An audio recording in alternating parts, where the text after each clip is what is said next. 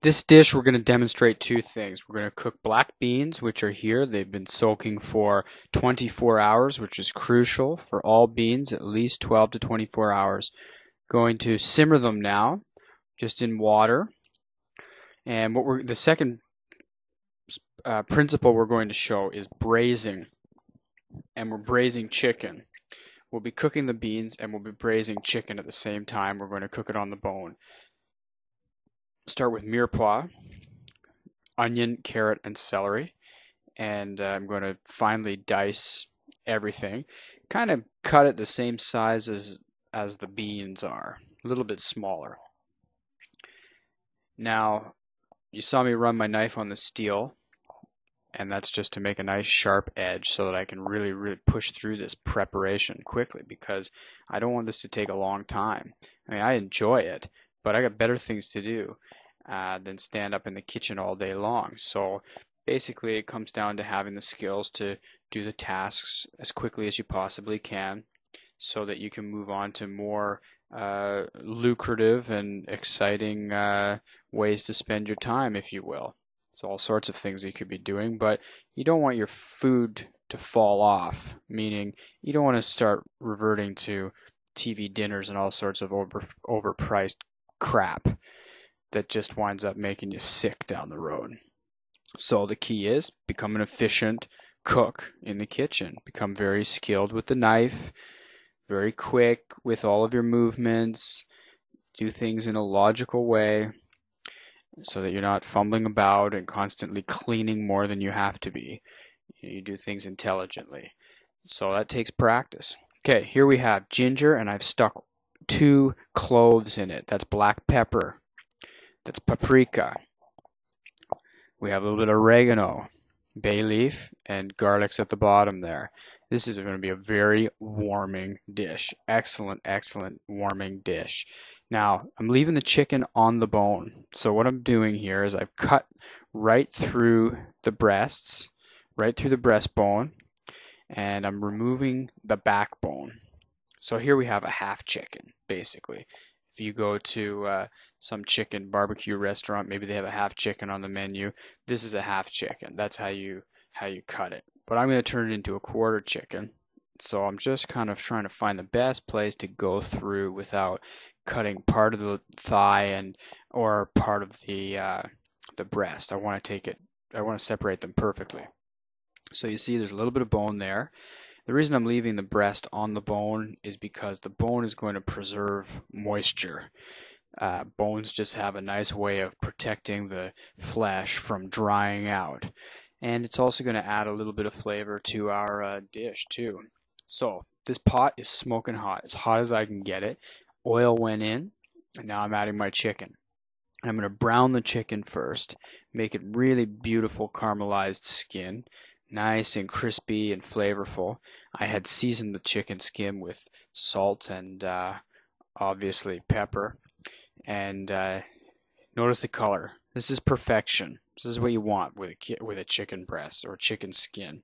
That really rich golden color. I pulled the breasts out. I'm just finishing up the thighs. And what I'm going to do is remove all the chicken. And then I'm going to pour that excess fat off into this teacup or this coffee mug that you see here. And then I will add my mirepoix in to get all these lovely brown bits. You see all that brown stuff on the bottom of the pot? That's flavor. That's the foundation of sauce making. You got to get that out. So we're going to add our moist vegetables to that. And as they sort of sweat, they'll lift those flavors from the bottom of the pot, and then they'll diffuse those flavors throughout our dish. Adding in all my spices, and these are going to really make this thing tasty. I was extremely impressed with this dish when it was all said and done. Here's our beans. They've simmered and now they're nice and soft, but they're not overcooked. And the time that they take to cook as the chicken braises is just perfect, because they're going to sort of take on some of the flavors from this mixture here that I have. This is just our mirepoix and our spices. Here we have balsamic vinegar. It's a good quality one, but I bought a large bottle of it and I got it very cheap. So I add that in. Beans often go well with a tiny bit of vinegar. Here I have a can of tomatoes. They're organic, pretty good quality, but again, I didn't pay too much for them. If you hunt, you'll find deals. There's no two ways about it. So there's the chicken. That's going in next. And this is where the braising process begins. We're braising that chicken. Braising is basically moist heat cooking. I mean, we've seared the chicken, but now we're going to moist heat cook it. I just added a little bit of water there to sort of top it up. This is the maximum speed of simmer that you want. Then you're going to drop it down a little bit so that it's not simmering so hard, because you want this chicken to cook, but you don't want the water to evaporate so quickly that it drops down below the surface of the chicken. I'm just going to fry some potatoes to go with this dish, and then it'll be a very, very complete meal.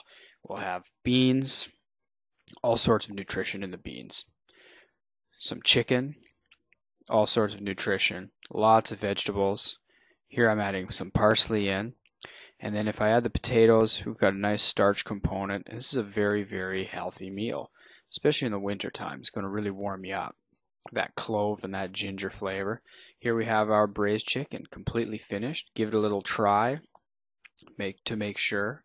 And I'll slice the chicken breasts off of the bone, and just to present everything, because the way I'm going to present it, it'll be covered in sauce, and I don't really want bones to be floating around in there. It's more pleasant to eat if it's off of the bone, but it cooks better if it's on the bone. Here we have the chicken piled up in the center of our serving platter, and then I'm just going to ladle all of the bean mixture on top, and then I'll spread my potatoes around the outside. This dish, I mean, it's primarily beans and vegetables.